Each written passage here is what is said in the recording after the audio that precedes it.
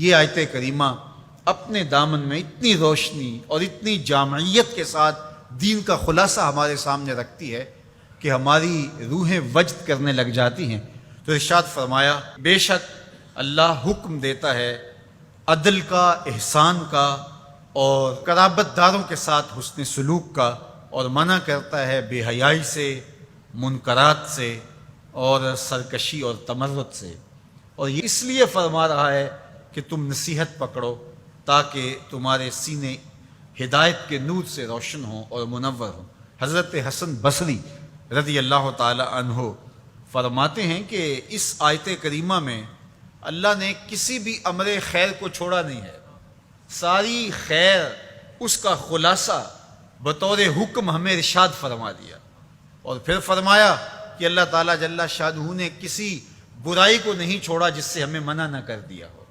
ابن عاشور نے لکھا ہے کہ جتنے بھی مفاسد ہیں، جتنے بھی گناہ ہیں، ان گناہ کی جڑ یہ تین چیزیں ہیں: بے حیائی، منکر اور بغی۔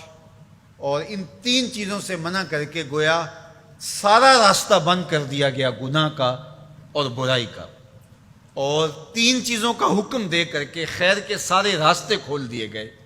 تو اسی ایک آیت کریمہ پہ اگر عمل نصیب ہو جائے تو پورے دین کی لطافتیں اور برکتیں نصیب ہونا شروع ہو جائیں۔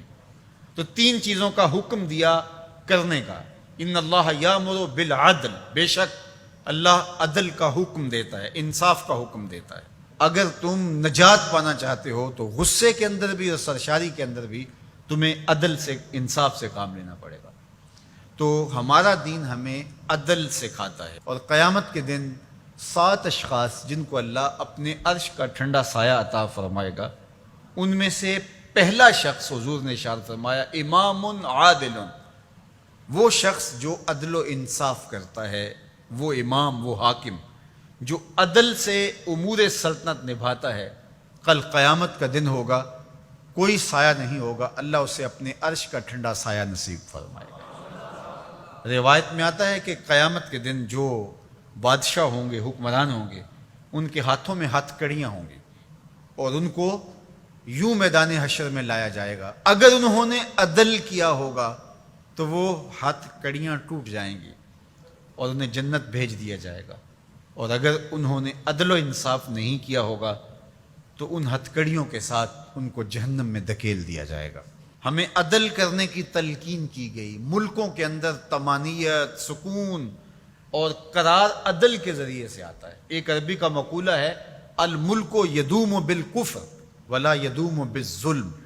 ملک کفر کے ساتھ تو قائم رہ سکتے ہیں لیکن ظلم کے ساتھ قائم نہیں رہ سکتے۔ علماء نے عدل کے حوالے سے یہ بات بھی لکھی ہے کہ اس کا مطلب اللہ نے ہمارے اوپر جو بھی فریضہ عائد کیا ہے اس کو پورا کرنا یہ عدل کہلاتا ہے۔ لوگوں کی امانات کو ادا کرنا یہ عدل کہلاتا ہے۔ ظلم کو ترک کرنا اور انصاف کا بول بالا یہ عدل کہلاتا ہے۔ اس عدل سے مراد صاحب حق کو حق دینا ہے، جس کا جو حق ہے اس کو دینا یہ عدل کہلاتا ہے۔ اللہ جو ہمیں عدل کا حکم دیتا ہے، اس کا مطلب ہے ہمارے ذمے جس کا حق ہے، ہمارے باپ کا ہے، ہماری اولاد کا ہے، ہماری ازواج کا ہے، ہمارے اہل خانہ کا ہے، ہمارے ہمسایوں کا ہے، دوستوں کا ہے، جس کا بھی حق ہمارے ذمے ہے، بلکہ فرمایا کہ تیرے نفس کا تیرے اوپر حق ہے۔ حدیث طویل ہے کہ حضور علیہ الصلوۃ والسلام نے فرمایا ان لربک علیک حقا، تیرے رب کا تیرے اوپر حق ہے، ولنفسک علیک حقا، اور تیرے نفس کا تیرے اوپر حق ہے، ولأہلک علیک حقا، اور تیرے اہل کا تیرے اوپر حق ہے، اور ایک حدیث کے لفظ ہیں ولزوجک علیک حقا، اور تیری بیوی کا تیرے اوپر حق ہے، فآت کل ذی حق حقا، ہر صاحب حق کو تو نے حق ادا کرنا ہوگا۔ تو جس کا ہمارے ذمے حق ہے، جب ہم وہ ادا کرنے لگ جائیں گے تو یہ عدل قائم ہوگا، اور عدل قائم ہوگا تو معاشرہ پرسکون ہو جائے گا۔